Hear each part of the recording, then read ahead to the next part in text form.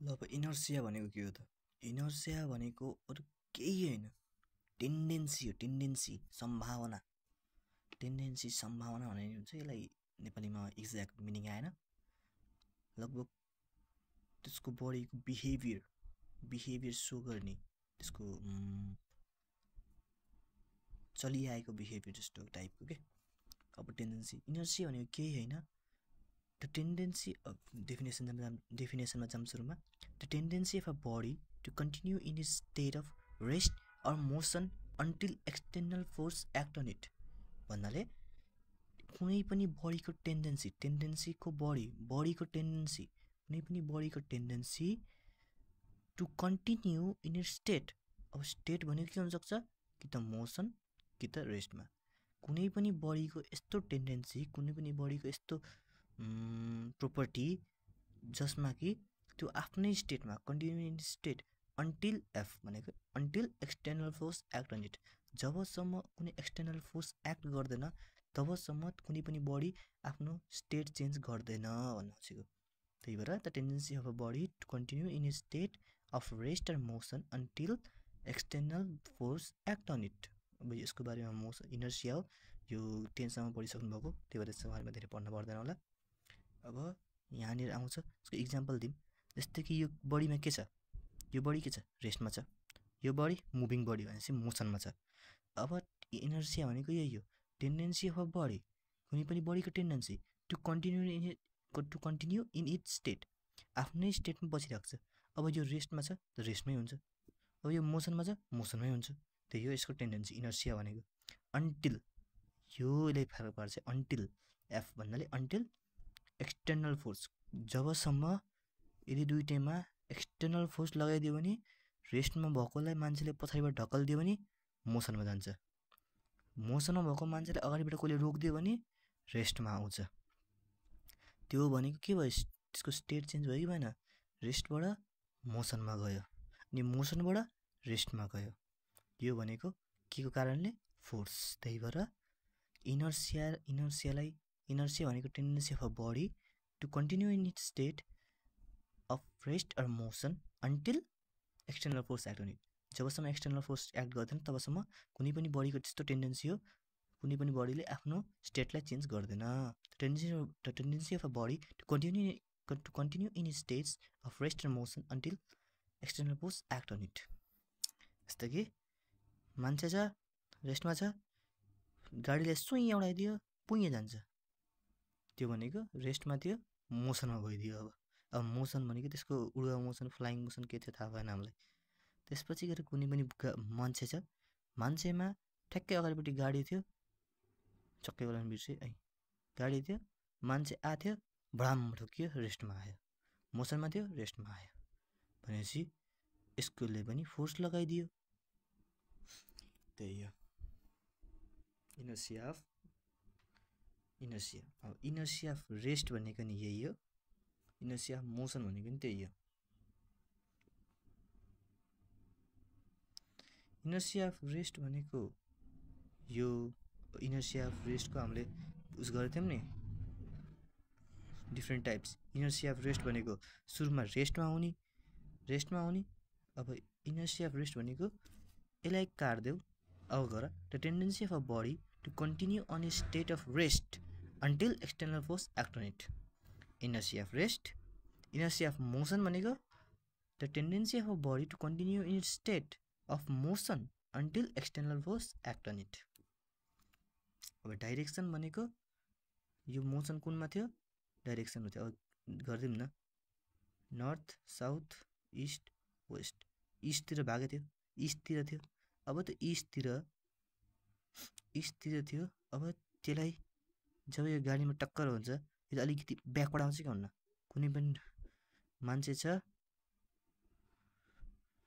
गाडी छ, आउँछ, भडामबाट ठोकिन्छ, भडाममा जान्छ भनेपछि यस्तरी आएको थियो, यस्तरी गयो कि होइन, त्यसको डाइरेक्सनमा चेन्ज आयो कि आएन। त्यही हो the tendency of a body to continue in its direction until external force act on it. त्यो भनेको inertia of direction. Inertia of direction, यस्तरी आएको थियो, ठोकियो, बडाममा गयो, इस्टमा आएको थियो, वेस्टमा गइदियो, inertia of direction. Understanding you better understanding हिहि ल अब आयो हाम्रो linear momentum what do mean linear momentum linear momentum भनेको अरू केही होइन केटा हो total quantity of motion contain in a body कुनै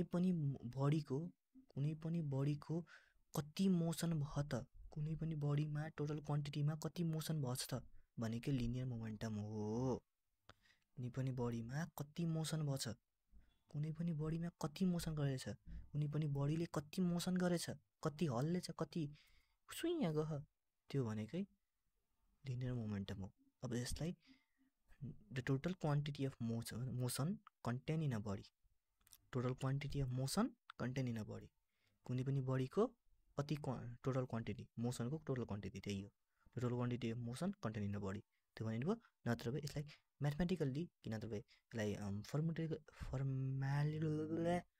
फर्मुलाको रूपमा गऱ्यो भने the product of mass of the body and its velocity नत्र भए the products of mass and velocity formula यसको पी यसलाई पीले डिनोट गरिन्छ P MV mass velocity mass into velocity product of mass into velocity like linear मोमेन्टमको यदि definition यो आएन total quantity of the motion contain in a body भन्न आएन भने the product of mass of a body and its velocity भन्दै भएर linear मोमेन्टको आइदिन्छ ट्याङ्गाएर 1 मार्क्स आइदियो भयो अब यहाँ हेर त लिनियर मोमेन्टको टुप्पोमा वाट डु मिन बाई यस यो के यो एरो भनेको के हो यो एरो भनेको हो है डबल एरो भनेको हो तिम्रो डाइरेक्सन कुन डाइरेक्सनमा गछ त्यो भनेपछि अब एउटा कुरा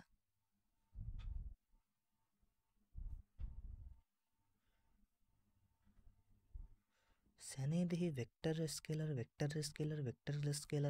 भन्दा त पढे आएको होला अब यो लिनियर मोमेन्टम जुन छ त्यो भेक्टर हो कि स्केलर कसरी थाहा पाइन्छ यही टुप्पोले गरेर अझै पनि थाहा पाएन बे यार भेक्टर हो यो भेक्टरको डिफिनेसन के थियो म्याग्निट्युड प्लस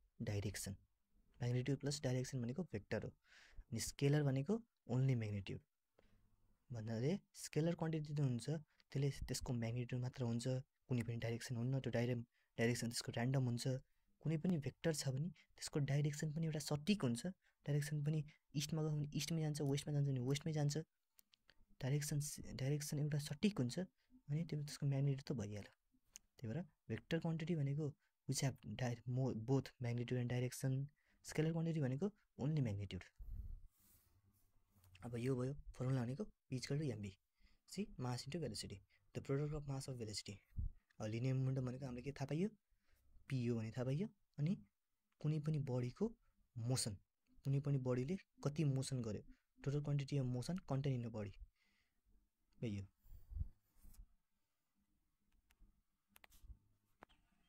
ल अब आयो हाम्रो topic principle of linear momentum भनेको के हो त लिनियर मोमेन्टमको प्रिन्सिपल के हो त भन्दाखेरि इट स्टेट द्याट भन्ने अब तिमीले क्वेसनहरू एउटा आउन सक्छ question state principal of linear momentum sorry यो क्यामेरा क्वालिटी अलि नराम्रो छ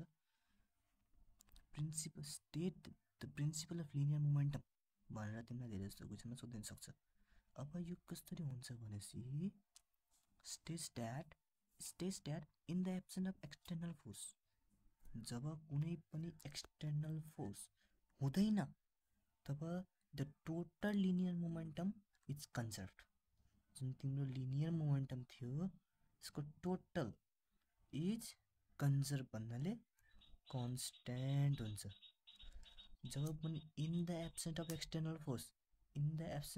external force total linear momentum is conserve constant same